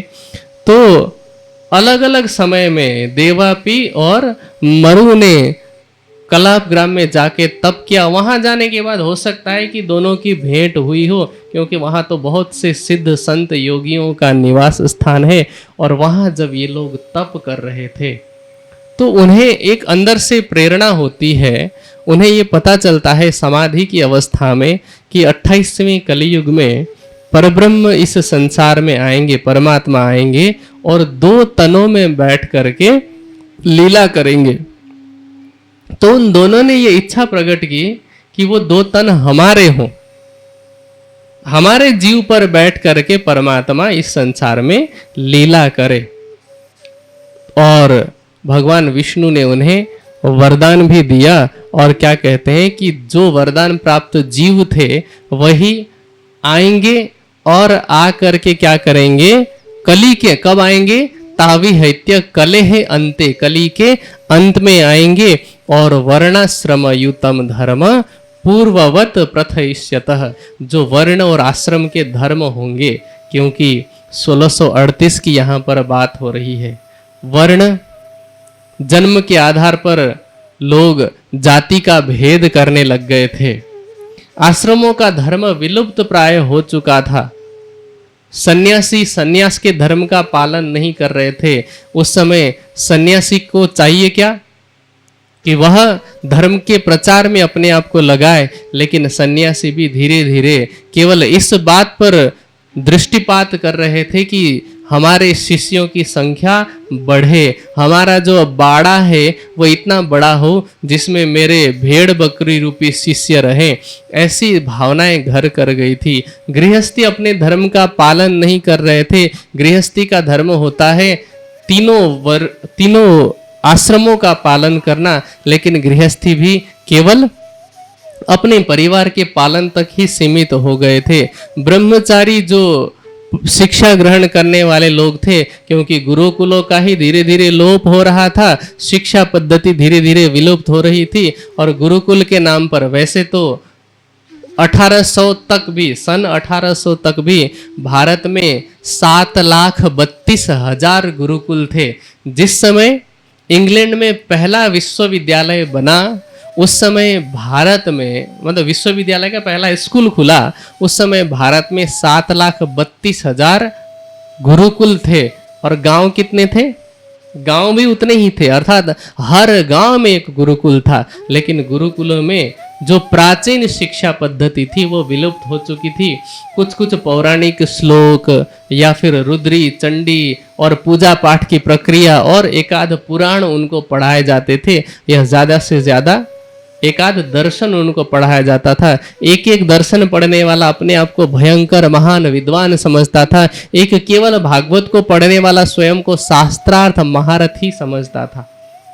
तो इसलिए ब्रह्मचारी अपने धर्म का पालन नहीं करें, गृहस्थी अपने धर्म का पालन नहीं करें। अब ब्रह्मचारी आश्रम जो है वो नींव होती है, और जब नींव ही खोखला तो आगे जा करके वानप्रस्थी और सन्यासी तो कैसे ही बनते। और उसी के कारण आश्रम धर्म भी विचलित हो गया था, जिसे श्री जी ने अपने ज्ञान से स्थापित किया। तो ये जो भविष्यवाणी लिखी गई थी, उस भविष्यवाणी को सार्थक सिद्ध करते हुए सबसे पहले, क्योंकि दो तनों की बात हुई ना, अब पहले तन का जन्म होता है देवापी के रूप में। अब एक और भविष्यवाणी ऐसी बताई गई थी कि सुंदरी चेंदिरा सख्यो नामाभ्याम चंद्र सूर्ययो माया अंधकार विनाशाय प्रतिबुद्धे भविष्यति कलौ युगे। कलियुग में दो नाम की जो आत्माएं होंगी, एक है सुंदरी। सुंदरी किसको कहते हैं? सुंदरबाई जी। सुंदरबाई किसको कहते हैं? सुंदरबाई श्यामा जी नाम मतु मेहता घर अवतार, अभी उन्हीं का प्रसंग आने वाला है। और दूसरी कौन है? इंदिरा, जिसे क्या कहा? इंद्रावती। और ये किस नामों से जाने जाएंगे? एक नाम होगा चंद्र का और दूसरा होगा सूर्य का। नामाभ्याम चंद्र सूर्ययो। तो जो पहला नाम है वह है देव चंद्र, और दूसरा नाम जो आगे आएगा वो क्या है? मिहिर राज। मिहिर का अर्थ क्या होता है? सूर्य। तो ये दो नाम होंगे, ऐसी भविष्यवाणी पहले ही की गई थी। अब उनमें से पहले बालक का जन्म होता है और उनका नाम रखा जाता है देवचंद्र। माता का नाम क्या है? कुंवरबाई। पिताश्री का नाम है मतु मेहता। उनका जन्म हुआ है मारवाड़ देश में, उस समय देश था, ठीक है। वर्तमान में तो पाकिस्तान के अंतर्गत आता है विभाजन के बाद। तो मारवाड़ देश में उमरकोट नामक एक गांव, जिसमें एक कायस्थ परिवार में, कायस्थ मतलब व्यापार करने वाले परिवार में श्री देवचंद्र जी का जन्म हुआ। और जब जन्म हुआ उस समय की परिस्थिति के बारे में बताते हुए कहते हैं श्री लालदास जी कि सुखदाई सबन को अखंड करनहार, विश्व बंदे अक्षर लो, सुखे परीक्षित सो कहो विचार। जो जिनके बारे में आगे बताने जा रहे हैं, जिनका जन्म हुआ है, वे कैसे हैं? सुखदाई सबन को, सबको सुख देने वाले और सबको अखंड मुक्ति प्रदान करने वाले होंगे। और विश्व बंदे अक्षर लो। आज तक विश्व के लोग कहां तक की वंदना करते थे, कहां तक की भक्ति करते थे? अक्षर ब्रह्म तक की। वो भी अंतिम पराकाष्ठा अक्षर की है, और अक्षर तक की भी पहुंच बहुत से लोगों की नहीं है। ज्यादातर लोग भक्ति कहाँ की करते हैं? कुछ लोग स्वर्ग तक जाने की भक्ति करते हैं, कुछ लोग वैकुंठ तक जाने की भक्ति करते हैं, कुछ लोग निराकार तक की भक्ति करते हैं, और योग माया और अक्षर तक की तो बात बहुत दूर की है। ऐसा नहीं कि कहीं लिखा नहीं है, वेदों में अक्षर तक का तो स्पष्ट रूप में वर्णन है। गीता में भी क्षर अक्षर और अक्षरातीत की विवेचना है। उपनिषदों में विभिन्न जगह पर अक्षर का वर्णन है। अक्षर से ये सृष्टि बनती है, अक्षरात् संभवती यह विश्वम का वर्णन है। लेकिन वहां तक की भी पहुंच ज्यादातर लोगों की नहीं है। यहाँ जितने लोग, इसमें से बहुत सारे ऐसे लोग होंगे जो जन्मजात सुंदर साथ होंगे, लेकिन बाकी जिन लोगों ने बाद में तारतम ज्ञान ग्रहण किया होगा, या जो लोग अभी तारतम ज्ञान ग्रहण जिन्होंने नहीं किया है, उनके मन में कभी भी भक्ति की बात आती होगी तो हमेशा स्वर्ग या वैकुंठ की ही कामना होती होगी कि हमें स्वर्ग जाना चाहिए या हमें वैकुंठ के लिए प्रयास करना चाहिए। और जिस ग्रंथ में स्वर्ग और वैकुंठ की बात की गई है, वही भागवत ग्रंथ का कथन है कि महाप्रलय में तो स्वर्ग भी समाप्त हो जाता है, महाप्रलय में तो वैकुंठ भी समाप्त होता है। तो इसलिए हमें भक्ति उनसे ऊपर की करनी है। तो अब यहाँ क्या कह रहे हैं कि संसार के लोग तो अधिकतम उनकी जो पहुंच थी वो अक्षर तक की पहुंच थी, लेकिन ये आकर के अखंड का, उनसे भी परे का परम धाम का ज्ञान देंगे। और आगे क्या कहते हैं, सतयुग के बीज भूत इनो बीच रहे विस्तार, होवे सब में जाहिर अखंड ये संसार। जो वो ज्ञान देंगे आकर, यदि उनके ज्ञान का आचरण किसी ने सच्चे हृदय से किया तो सतयुग की अवस्था आ जाएगी। सतयुग ऐसा नहीं है कि आज से 17 लाख वर्ष पहले ही था। युग का अर्थ समय से है, परिस्थिति से है। युग को कैसे समझें? उपनिषद का कथन है कि अज्ञानता की नींद में जब हम होते हैं तो वो कलियुग है, क्योंकि अज्ञानता में ही मनुष्य पाप करता है ना।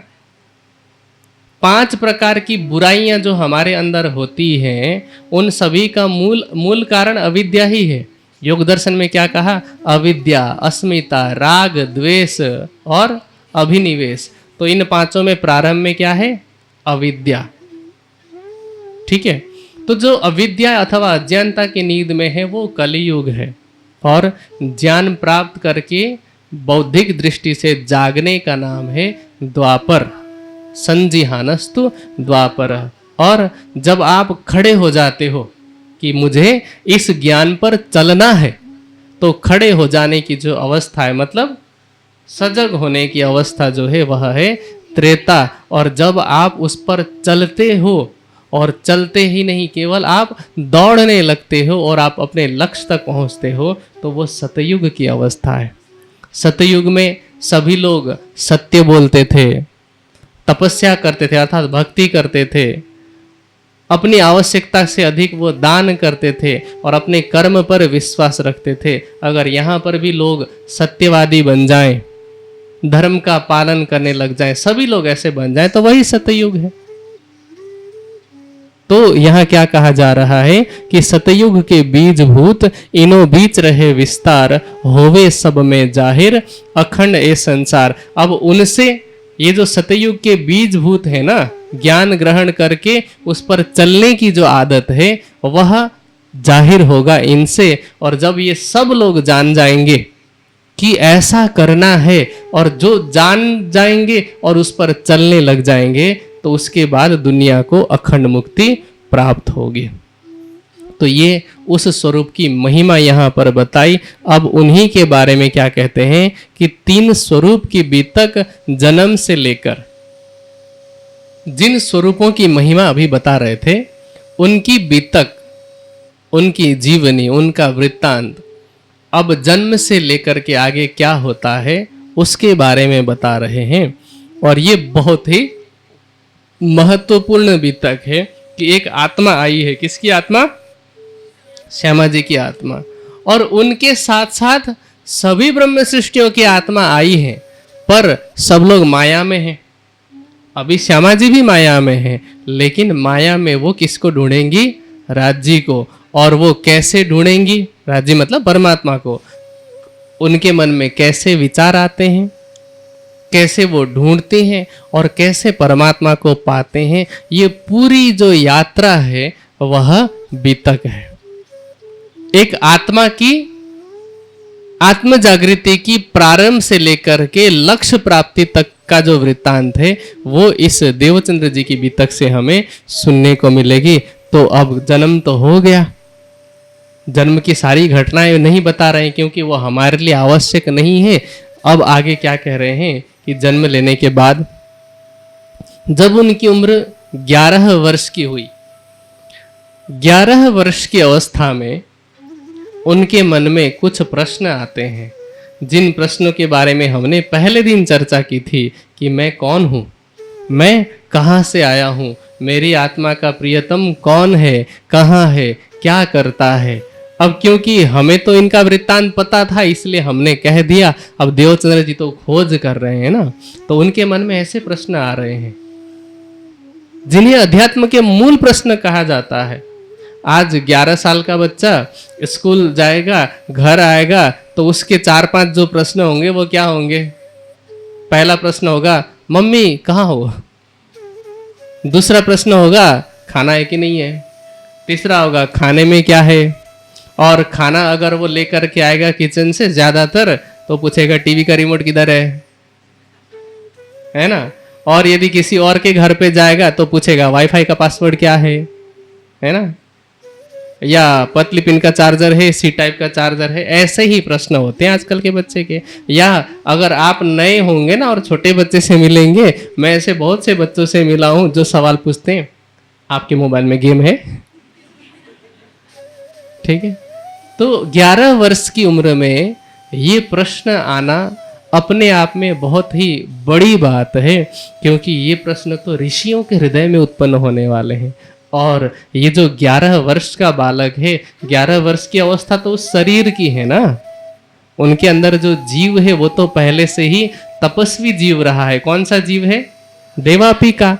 तो इसलिए अब पूर्व जन्म के जो संस्कार हैं वो संस्कार काम कर रहे हैं और राज्य की प्रेरणा भी काम कर रही है। तो ये ऐसे प्रश्न आ रहे हैं कि वो परमात्मा कौन है, कहाँ है, क्या करता है। और अब क्या कहते हैं, पूछत फिरे परदेश में कहाँ है परमेश्वर। परदेश का मतलब भारत से बाहर नहीं है, उस समय छोटे छोटे देश कहलाते थे। जैसे आज समझ लीजिए कि गांव है ना, कुछ गांवों का एक समूह होता है, तो उन गांवों का जो मुखिया होता था उनको राजा कह दिया गया, ठीक है। तो ऐसे ही अब देवचंद्र जी मारवाड़ देश के हैं, तो आसपास के जगह पर जहाँ कहीं भी जाते हैं, जहाँ कहीं भी मंदिर मिलता है अगर, या कोई संत इत्यादि मिलते हैं, अगर बुले भटके उधर से आते हैं। वैसे तो बहुत कम लोग आते थे संत इत्यादि, क्योंकि मारवाड़ रेगिस्तानी जगह, पानी का अभाव, और साधु संतों को पानी भरपूर चाहिए होता है, क्योंकि उनको तो बात बात पे अपना कर्मकांड करना है। कोई 3-3 बार नहाने वाले होते हैं, ठीक है, और उनको अपने नित्य क्रिया में पानी तो चाहिए ही चाहिए। इसलिए बहुत से लोग उधर आते नहीं थे, लेकिन अगर कोई आते भी थे तो उनसे भी प्रश्न पूछते थे, और जो बड़े बुजुर्ग होते थे उनसे भी प्रश्न पूछते थे कि परमात्मा कहाँ है, पूछत फिरे परदेश में कहाँ है परमेश्वर, जिन सबको पैदा किया सो कहाँ है सब पर। जिस परमात्मा ने सबको बनाया है वो कहाँ पर है। तो क्या कहते हैं, को कहे वह घट घट, कोई कहता है कि वो तो कण कण में है व्यापक संसार, वो संसार में व्यापक है। देवचंद्र जी को अब कोई ऐसा कोई तर्क वितर्क तो उनके मन में आता नहीं है, लेकिन वो क्या सोचते हैं कि अगर कण कण में है इसका मतलब तो मेरे बहुत नजदीक है, और नजदीक है इसका मतलब मैं उसे पाकर ही रहूंगा, ऐसा वो विचार करते हैं। अब होता क्या है कि वहीं पर उनके गांव में ही पास में एक मंदिर होता है, वहां पर कृष्ण जी की मूर्ति रखी होती, जिसे पिंगल श्याम कहा जाता है। पिंगल श्याम, पिंगल मतलब टेढ़ी, श्याम मतलब कृष्ण जी की मूर्ति। जैसे आपने देखा होगा कृष्ण जी की कुछ मूर्तियां ऐसी हैं जिसमें एक पैर टेढ़ा करके एक पैर की एड़ी के पीछे लगाते हैं, कमर से थोड़ी टेढ़ी होकर के, कोहनी टेढ़ी करके, गर्दन भी थोड़ी सी टेढ़ी करके, बांसुरी होठ पे लगाए हुए हैं ना। तो वो जो मूर्ति है वो मूर्ति पिंगल श्याम की मूर्ति कहलाती है। तो वहाँ एक मंदिर है जिसमें कृष्ण जी की मूर्ति है। देवचंद्र जी प्रतिदिन एक प्रहर अर्थात 3 घंटे तक उस मंदिर में जाकर के मूर्ति की, श्री कृष्ण जी की परिक्रमा करते हैं। सुबह उठते हैं, लोटे में पानी लेकर के जाते हैं, अपनी नित्य क्रिया इत्यादि करके पहुंच जाते हैं मंदिर, और वहां जाकर के नित्य इत प्रदक्षिणा देवे 1 प्रहर, और उसके बाद फिर दंडवत परिक्रमा करके और घर चले आते हैं। अब जैसा कि मैंने पहले ही कहा कि वहां कोई साधु संत नहीं आते थे, जल अभाव के कारण, पानी के अभाव के कारण, तो इसलिए उनकी वो उन्नति नहीं हो पा रही थी जितना वो परिश्रम कर रहे थे। आज भी लोग तपस्या तो करते हैं, लेकिन यदि तपस्या में मार्गदर्शक कोई ना हो, साधना में मार्गदर्शक कोई ना हो, तो केवल परिश्रम करना कैसा है, जैसे आंख में पट्टी बांधें और फिर निशाना लगाने का प्रयास करें। आप एक कट्टे में बहुत सारे पत्थर भर करके रख दें और आंख में पट्टी बांध करके निशाना लगाने का प्रयास करें, तो पूरा कट्टा खाली होगा, तब भी निशाने पर तो नहीं लगेगा। परिश्रम आप भरपूर कर रहे हैं, पूरा कट्टा आपने खाली कर दिया, कोहनी और ये कंधा दुख गया होगा, लेकिन चूंकि आंख में पट्टी है अभी अज्ञानता की, तो मार्गदर्शक या जिन्हें हम सद्गुरु कहते हैं वो क्या करते हैं, पट्टी को हटाते हैं, अज्ञानता की पट्टी को। और ऐसा मार्गदर्शक कोई उन्हें वहां पर नहीं मिल रहा था। तो इस बीच क्या हुआ कि अब चूंकि देवचंद्र जी ने खोज करने का प्रयास शुरू किया, तो राज भी तो राह बताएंगे ना, तो वो राह बना रहे हैं। वो देवचंद्र जी के आत्म जागृति की भूमिका तैयार कर रहे हैं कि एक बार अपने पिता के साथ, पिता है मत्तु मेहता, तो अपने पिता के साथ कच्छ देश जाते हैं किन्हीं व्यापार के सिलसिलों में। वहां जाते हैं तो देखते हैं कि यहाँ मंदिर बहुत है, और मंदिर है तो साधु संत भी बहुत है, और मैं यहाँ वापस आऊंगा और यहाँ आकर के मैं अपनी खोज करूंगा, मैं उन प्रश्नों का उत्तर जानूंगा। अब तक क्योंकि 11 साल की उम्र में उन्होंने खोज करना प्रारंभ किया था, और ये घर में गांव में परिक्रमा तो 4-5 साल तक की थी, तो देवचंद्र जी की उम्र लगभग 16 वर्ष की हो जाती है। वहां से वापस आए। अब देवचंद्र जी का मन घर पे नहीं लग रहा है, उनका मन है खोज में। तो क्या होता है, घर में खटपट रहे, मन में रहे वैराग, दुनी से बैर रहे, उन्हें देखे लगे आग। घर में खटपट लगती रहती है, क्योंकि देवचंद्र जी को अब माया की कोई बात पसंद नहीं आ रही है। उनको यह है कि कोई मुझे परमात्मा के बारे में बता दे। अब माता पिता तो नहीं बता पाते बेचारे, तो देवचंद्र जी को बस चाहिए कि मैं किसी तरह से कच्छ जाऊं, मैं अपनी खोज पूरी करूं। तो इसलिए अब उनके मन में वैराग्य आ रहा है। वैराग्य क्या है? वैराग्य किसे कहते हैं?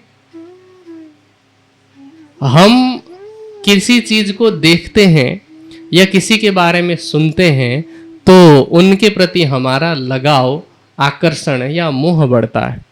लेकिन यदि देखे हुए सुने हुए विषयों के प्रति भी वितृष्णा हो, तृष्णा न हो, वितृष्णा हो, तो उसे कहते हैं वैराग्य।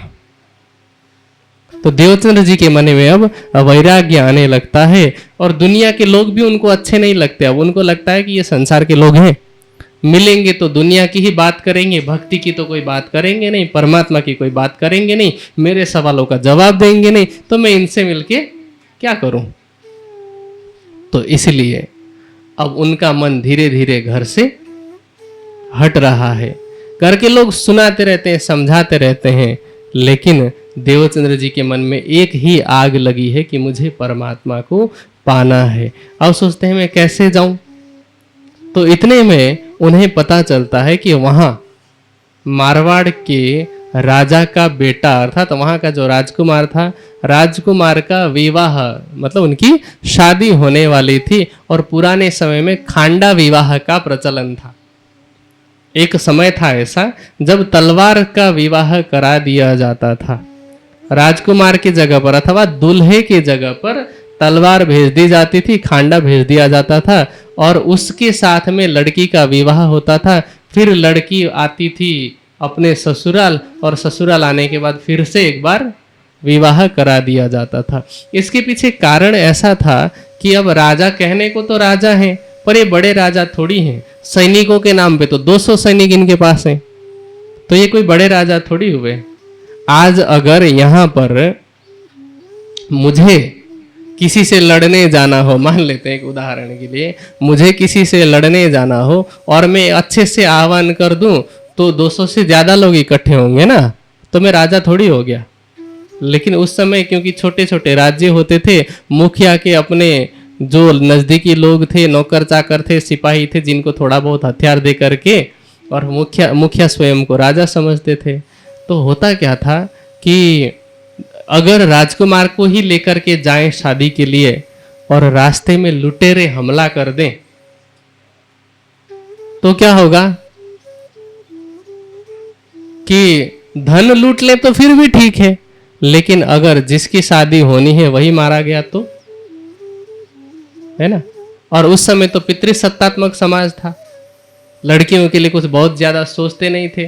वरना ये भी तो सोच सकते थे ना कि कोई लड़की का भी अपहरण कर सकता है, पर नहीं। समाज पितृसत्तात्मक था, पुरुष की सुरक्षा के बारे में सोचा गया और ये नियम बनाया गया। और उसी नियम में वहां का जो राजकुमार था उसका विवाह के लिए खांडा अथवा तलवार लेकर के मारवाड़ का जो वजीर अथवा मंत्री था वो कुछ सैनिकों के साथ, लगभग 200 सैनिकों के साथ जाने वाले थे। देवचंद्र जी को पता चला, उन्होंने जाकर के पूछा कि क्या मैं आपके साथ आ सकता हूं? तो वो पूछते हैं मंत्री कि आपके पास कोई सवारी है? देवचंद्र जी ने कहा नहीं। तो मंत्री कहते हैं कि फिर आप हमारे साथ कैसे आओगे? तो कहते हैं कि मैं पैदल पैदल आ जाऊंगा। तो उन्होंने अब अस्वीकार किया। इसलिए भी अस्वीकार किया, इसमें मंदिर की तो कोई गलती नहीं है। उनकी दृष्टि में तो क्या है कि गांव का लड़का है, अपने ही गांव का, और हम तो सवारी में जाएंगे और ये पीछे पीछे आ गया, सुरक्षा की जिम्मेदारी हमारी होगी। अगर कुछ हो भी गया तो नाम किसका आएगा? हमारा। इसलिए उन्होंने मना कर दिया। अब देवचंद्र जी को उनसे कुछ लेना देना नहीं, उनको है कि कुछ भी हो मुझे बस पहुंचना है कच्छ, ताकि मैं अपनी खोज आगे बढ़ा सकूं। तो वो मन ही मन क्या सोचते हैं कि मुझे जब पैदल जाना है, अपने पैरों से चल के जाना है, तो मैं इनसे क्यों पूछ रहा हूं, मैं अपने आप ही चला जाऊंगा। और वहां से घर आते हैं, घर आकर के अब विवाह के जिस दिन जाना होता है बाराती को, उसी हिसाब से वो तैयारी करते हैं।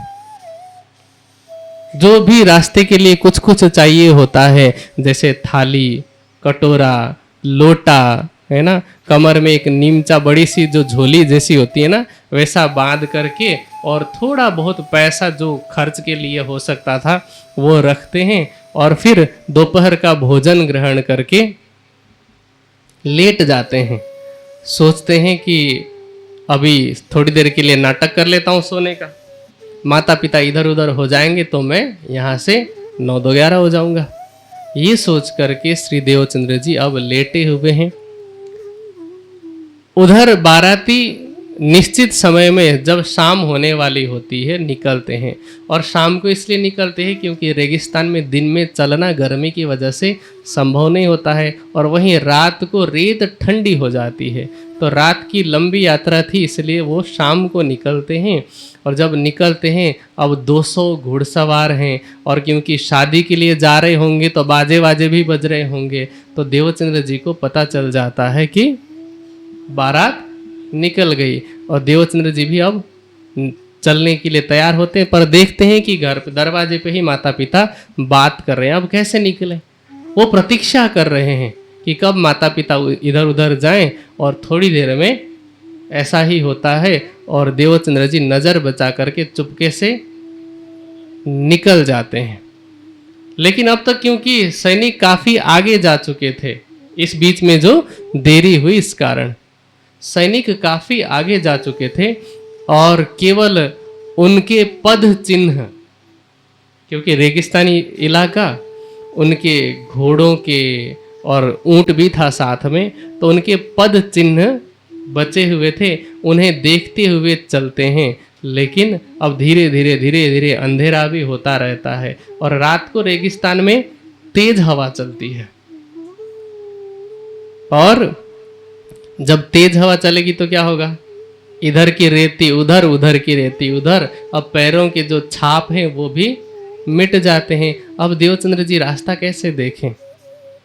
और मन में उन्होंने क्या सोच रखा है पहले ही, क्योंकि उन्होंने ये सुना हुआ है कि रेगिस्तान में लुटेरे मिलते हैं, और साथ में उन्होंने कटार भी रखी है, हथियार रखा है, ये सोचते हुए कि अगर चोर मिला तो मैं इससे अपनी रक्षा करूंगा। सोचिए अवस्था कैसी है, 16 वर्ष की। आज 16 वर्ष का बच्चा रात को यदि 11 बजे 12 बजे अकेले, यदि घर के बाहर अटैच बाथरूम हो तो फिर भी चला जाता है, लेकिन घर के बाहर बाथरूम हो तो जाने की हिम्मत वो जल्दी से नहीं करता है। सोचिए देवचंद्र जी लगभग 120 किलोमीटर होगा शायद दूरी उसकी, या इससे भी ज़्यादा हो सकती है, और इतने दूर चलने के लिए निकले हैं अकेले। 16 वर्ष की अवस्था है, केवल एक कटार के भरोसे। अब एक से ज़्यादा आ जाते तो समझ रहे, लेकिन हिम्मत है, साहस है, और परमात्मा पर विश्वास भी है। जैसे जैसे वो आगे बढ़ते हैं थोड़ा तो डर भी होता है कि कोई आ सकता है, क्योंकि बाल मन ही तो है, 16 वर्ष की उम्र होती ही क्या है। और एक तो थोड़ा सा डर और दूसरा भागते भागते जा रहे हैं और बहुत लंबा चल रहे हैं, क्योंकि उन्हें तो सैनिकों को पकड़ना है ना। और जब हम ज़्यादा दौड़ते हैं तो क्या होता है, पेट में दर्द होता है ना, और डर के भी दर्द होता है। जब हम अचानक से डरते हैं तब भी दर्द होता है। तो यहाँ पे तो डबल रिएक्शन। तो देवचंद्र जी के पेट में थोड़ा थोड़ा दर्द होता है। अब वो दूर से एक शख्स को आता हुआ देखते हैं। अब है वो सैनिक के वेश में, सिपाही के वेश में, लेकिन अब वेशभूषा देख के पता थोड़ी चलता है कि ये चोर है कि सिपाही है। वेशभूषा उनकी सैनिक वाली है। कैसी वेशभूषा है? ए वेश सिपाही का, कमर कटारी तलवार, मोह दाढ़ी हाथ बरछी, ऐसो वेश ल्यावा। बोलो श्री प्राणनाथ। राज्य आए हैं देवचंद्र जी का मार्गदर्शन करने के लिए सिपाही के रूप में। और उनकी वेशभूषा कैसी कि कमर में तलवार भी है, कटारी भी है, हाथ में बरछी अर्थात भाला है, और मुंह में उनकी घनी दाढ़ी है, और इस प्रकार की वेशभूषा है।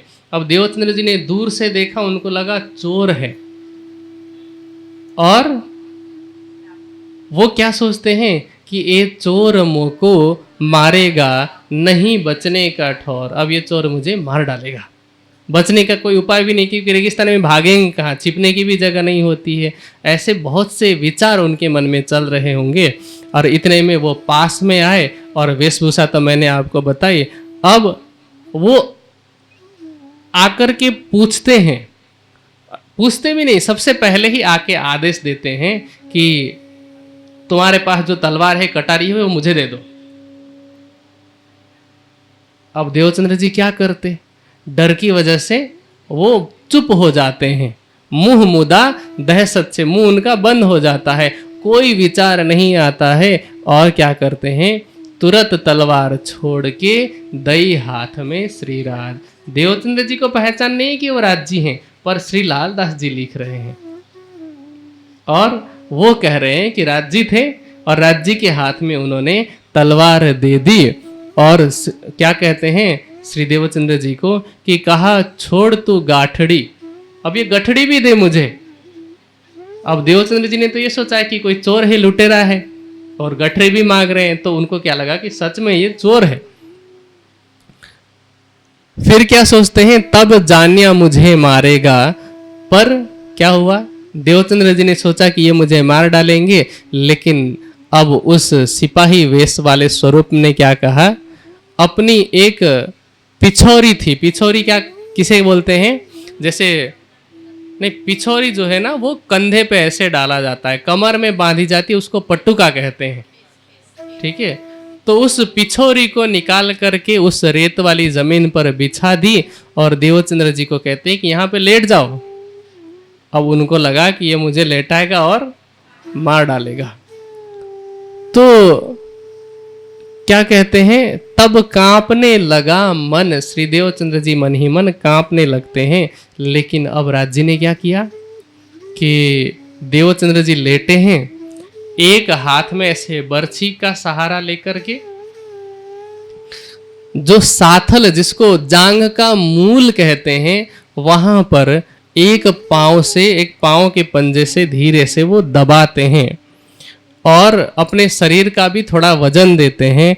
और फिर पूछते हैं कि तुम्हारे मतलब क्या तुम्हारा जो पेट का दर्द है वो ठीक हो गया? तो कहते हैं कि कुछ हल्का हो गया है। तो अब क्या किया, जैसे पहले पैर में किया वैसे ही दूसरे पैर के मूल में, जांघ के मूल में फिर से दबाया, पांव का दबाव दे करके, और फिर देवचंद्र जी का दर्द समाप्त हो गया। अब वैसे तो राज्य की लीला है, लेकिन एक सामान्य दृष्टि से भी देखें तो ये जो जांघ की मूल है वहाँ पर एक्यूप्रेशर का पॉइंट होता है, प्रेशर पॉइंट। जैसे जब भी हमें बाथ हो रहा होता है ना, बात मतलब गैस जब हमारे शरीर में बहुत ज़्यादा इकट्ठी होती है या कभी कभी पैर के नीचे कोई घाव होता है, पक जाता है, तो आपको ये पता चलता है कि जांग के मूल में ना कोई गांठ जैसी बनी है जो इधर उधर सरकती है, ऐसा लगता है। तो वहाँ एक पॉइंट होता है जहाँ पर दबाने से बात से संबंधित, गैस से संबंधित दर्द समाप्त होता है। अब है तो राज जी, लेकिन उन्हें चमत्कार भी तो नहीं दिखाना है ना, वरना देवचंद्र जी को पता चल जाएगा। वहां देवचंद्र जी को पता नहीं लगने देना है, माया भी तो दिखानी है ना। क्योंकि यदि यहाँ भी श्यामा जी देवचंद्र जी के रूप में हैं, आते खोज करते ही राज्य मिलते तो दोबारा खेल मांगते। इसीलिए परिश्रम करवाना है। नहीं तो क्या बोलते कि राज जी आप तो हमारे साथ साथ में ही थे, आप तो हमारी गठड़ी उठा रहे थे, ऐसा बोलते ना। इसीलिए वहां अब चमत्कार करना भी है और दिखाना भी नहीं है कि चमत्कार हो रहा है। अब कहते हैं कि अच्छा अब दर्द ठीक हो जाओ, खड़े हो जाओ। फिर क्या किया कि देवचंद्र जी का भार भी उन्होंने उठाया और जो पिछोरी थी उन्हें श्री देवचंद्र जी के कमर में बांध दी और कहते हैं कि अब चलो मेरे पीछे। देवचंद्र जी क्या सोचते हैं कि मारा तो नहीं, लेकिन ऐसा लगता है कि ये ना मुझे गुलाम बनाएगा, बंदी खाने रख के करेगा गुलाम, मारने से तो बचाया अब क्या करावे काम। पहले दास प्रथा थी ना, लोग अपने घर में गुलाम रखते थे और दिन भर काम करवाते थे उनसे। तो श्री देवचंद्र जी को लग रहा है कि क्या पता ये मुझसे गुलामी कराए। अब क्या सोचते हैं कि मरा तो नहीं, लेकिन वही हुआ ना, आसमान से गिरी और खजूर में अटके वाली बात हो गई कि अब भक्ति तो छूट गई ना, जिस प्रयोजन से निकला हूं वो नहीं कर पाऊंगा तो जिंदा रह के भी मरने जैसा है, ये देवचंद्र जी के मन में चल रहा है। लेकिन वास्तविकता तो कुछ और ही है। अब दोनों चलते रहते हैं तो श्रीराज जी जो सिपाही के वेश में है, उन्हें लगता है कि कुछ शक न हो जाए इन्हें, इसीलिए वही इतने प्रश्न पूछ पूछ करके व्यस्त रखते हैं देवचंद्र जी को कि कुछ सोचने का मौका ही नहीं देते। माता का नाम क्या है, प्रश्न पूछा, वो उत्तर दे रहे हैं श्री देवचंद्र जी। कहते हैं माता का नाम क्या है, कहते हैं कुंवर बाई। पिताजी का नाम मतु मेहता। कहाँ के रहने वाले, मारवाड़ उमरकोट। ठीक है, वहाँ का राजा कौन है, फलाना राजा है। वहाँ का राजा का व्यवहार कैसा है, तो व्यवहार भी ऐसा है। अभी तुम कहाँ जा रहे हो इतनी रात को। ऐसे प्रश्न पूछते पूछते, बात करते करते श्री देवचंद्र जी ने अपने तरफ से सारी बात बताई। और फिर ऐसे में रात्रि अब बीतने वाली है, थोड़ी सी रात बाकी है और अब सुबह हल्का सा उजाला हो रहा है। और अब दूर जो सैनिक जा रहे थे ना आगे आगे, वे सैनिक जो कि बाराती थे वो दिखाई पड़ते हैं। अब वहाँ खड़े रह करके श्रीराज जी क्या करते हैं कि जो पिछोरी थी वो वापस मांगते हैं, जो गठड़ी उठा रखी थी वो गठड़ी वापस करते हैं और तलवार भी दे देते हैं। और फिर कहते हैं कि तुम जिस बारात के पीछे पीछे आए थे, क्या यही तुम्हारे साथी हैं। अब क्योंकि बहुत उजाला तो नहीं हुआ होता है, इसलिए देवचंद्र जी थोड़ा आंखों पे जोर दे करके देखते हैं और उत्तर देना चाहते हैं कि हाँ ये तो वही है। और उत्तर देने के लिए वो जैसे ही पीछे मुड़ते हैं तो अब वो स्वरूप वहां पर नहीं होता है, अंतर ध्यान हो गया है। अब श्री देवचंद्र जी को अंदर से क्या लगता है कि वहां तो कछु न देख ही, कौन कहाँ गयो एह, ए तहकीक मेरा खाबंद, कियो विलाप याद करते हैं। कहते हैं कि मैं जिनकी खोज के लिए निकला था ये वही होगा, क्योंकि संसार में और कोई देवी देवता या कोई भी महापुरुष, यक्ष, गंधर्व, ऐसा कोई भी ऐसा नहीं कर सकता जो मेरी आत्मा का प्रियतम कर सकता है। क्योंकि इस संसार में जो है भगवान और भक्त के बीच के संबंध तो देखे, पर जो परमात्मा और आत्मा का संबंध है वो कैसा है, प्रिया और प्रियतम का। और जिस प्रेम से श्री देवचंद्र जी की गठरी उठा करके चले हैं वो हर कोई नहीं कर सकता। ऐसा सोच करके वो विलाप करते हैं कि मैंने क्या कर दिया कि मैं उनकी पहचान नहीं कर सका, लेकिन फिर एक और संकल्प करते हैं कि इतना तो पता चल रहा है कि परमात्मा हर पल मेरे साथ है, मेरी खोज की यात्रा में मेरे साथ है। अब भला वो मुझसे बच करके कहाँ जा सकता है, अब मुझे उसे खोजना ही है, मैं उसे ज़रूर खोजूंगा। कहते हैं ए तो तहकीक हुआ, धनी है मेरे हाजर, भले अब कहाँ जाएंगे, खोज लेऊं इन पर। अब मैं उन्हें खोज करके रहूंगा, ऐसा विचार करके अब जो सैनिक बाराती होते हैं उनके पास जाते हैं, और उनके जो सैनिक होते हैं वो रुकते हैं, रोकते हैं, क्योंकि सबको तो देवचंद्र जी का नहीं पता। रोक करके नाम पता इत्यादि पूछते हैं, और उसके बाद उनके जो सरदार हैं, मतलब जो वजीर हैं, उनके पास लेकर के जाते हैं। अब सरदार देख करके आश्चर्यचकित हो जाते हैं कि हम तो घोड़े पर, ऊंट पर सवार होकर के रात भर चले और यहाँ पहुँचे, हमारे घोड़े भी थक गए, हम बैठे बैठे थक गए, और ये 16 साल का बच्चा है और यहाँ पहुँचा है, थका हुआ भी नहीं लगता, तरोताज़ा लगता है। उन्हें आश्चर्य हुआ, पूछ लिया कि तुम कैसे यहाँ पहुँचे। अब हमारे जैसे होते तो पूरा ढिंडोरा पिटवा देते कि तुम्हें पता है ना, मुझे तो परमात्मा ने दर्शन दिया, मेरी गठड़ी भी उन्होंने उठाई और मुझे लेकर के यहाँ तक आए, देखो। लेकिन देवचंद्र जी को ऐसा कोई दिखावा नहीं चाहिए, उन्हें तो अपनी भक्ति से लेना देना है। तो उन्होंने कहा कि मैं तो आप लोगों के पीछे पीछे परमात्मा की कृपा से आ गया। अब झूठ भी नहीं है, परमात्मा की कृपा से ही आए हैं, और सच भी उन्होंने ऐसे बोला कि किसी को किसी भी प्रकार का संशय ना हो। और उसके बाद अब क्योंकि सब लोग अपना सुबह टेंट इत्यादि लगा रहे थे, तिरपाल इत्यादि, क्योंकि सुबह थोड़ा आराम करके वो आगे बढ़ना चाहते थे। तो वो जो कायस्थ सरदार थे उन्होंने कहा कि अच्छा, अब सब लोग भोजन की तैयारी कर रहे हैं, आपको हमारे यहाँ भोजन करना पड़ेगा। देवचंद्र जी ने कहा कि नहीं, मेरा नियम है कि मैं खुद अपने हाथ का बनाया हुआ ही खाता हूँ, दूसरे के हाथ का नहीं खाता। तो कहते हैं कि नहीं, एक तो राजकुमार की शादी, दूसरा हम भी आप ही की बिरादरी के, तो इसलिए आप भले ही हमारे हाथ का बनाया न खाएं, लेकिन अनाज तो आपको हमारे ही गोदाम से लेना पड़ेगा। अब देवचंद्र जी कहते हैं अच्छा ठीक है, उनसे अनाज इत्यादि लेकर के भोजन बनाते हैं, और सबसे पहले जिनका दर्शन किया था सिपाही के रूप में, उसी रूप में वो भोग लगाते हैं और फिर प्रसाद ग्रहण करते हैं। और प्रसाद ग्रहण करने के बाद अब थोड़ी देर आराम करते हैं। अब जो सैनिक आराम कर रहे थे वो भी आगे चलने के लिए तैयार हो जाते हैं। तो जो सरदार थे, मंत्री, वो पूछते हैं सैनिकों को बुला करके अपने लोगों को कि तुम्हारे पास जो 2 ऊंट है, उन ऊंटों पर कितने लोग हैं। तो कहते हैं हम 4 लोग हैं।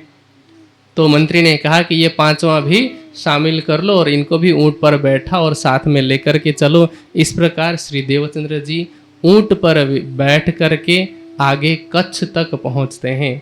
अब असली यात्रा तो आगे प्रारंभ होती है। श्री देवचंद्र जी मंदिरों में जाते हैं, एक नहीं अनेक मंदिर में जाते हैं। कभी वो कापड़ियों के पास जा रहे हैं, कभी कान फटे हुए साधुओं के पास जा रहे हैं, नाथपंथ के साधुओं के पास, कभी वो दत्तात्रेय को मानने वाले सन्यासियों के पास जा रहे हैं, कभी वो मस्जिद में मौलवी को जाकर के पूछ रहे हैं कि अगर तुम्हें परमात्मा का पता है तो तुम बता दो। ऐसा पूछ पूछ करके खोज करते करते आगे बढ़ते हैं। तो वो किस प्रकार कहाँ कहाँ जा कर के कैसी कैसी खोज करते हैं, वे सारी वृत्तांत हम सुनेंगे कल। अभी के लिए समय थोड़ा अधिक ही हुआ है, चौपाई दोहराइए। श्री महामति कहे ए साथ जी, एह श्री देवचंद्र जी की बीतक, आगे खोज करेंगे, सो बातें बुजुर्ग, सो बातें बुजुर्ग। बोलो श्री प्राणनाथ प्यारे। प्रणाम।